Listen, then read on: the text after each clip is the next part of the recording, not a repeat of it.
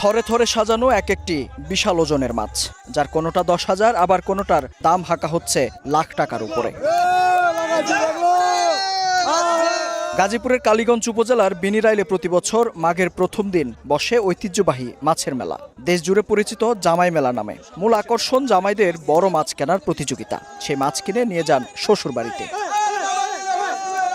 নামে জামাই মেলা হলেও মূলত এখানে বিক্রি হয় ছোট বড় দেশি বিদেশি সামুদ্রিক নানা জাতের মাছ।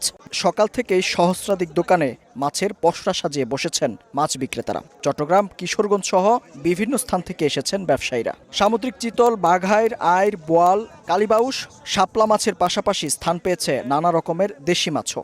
বড় আকারের মাছ ঘিরে জটলা বেশি ক্রেতাদের। জামাই শ্বশুরদের মধ্যেও হয় মাছ কেনার নীরব প্রতিযোগিতা। বড় লোকের বড় বেটা, বড় জামাই তারা এখানে বড় বড় মাছ কিনে শ্বশুরবাড়িতে যায় শুনছি।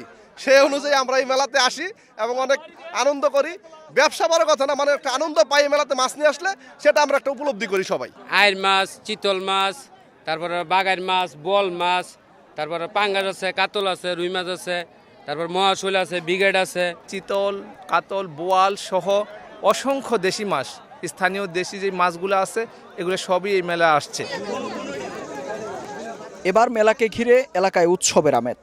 মাছ ছাড়াও বসেছে হরেক রকম পণ্যের পসরা। এই এলাকায় বিয়ে করার পর থেকে এ পর্যন্ত মেলায় যতদিন প্রায় 3-4 বছর ধরে আসা হয়, এর আগে আসা হয়নি। মেলাটা প্রায় 200 থেকে 250 বছর পুরানো।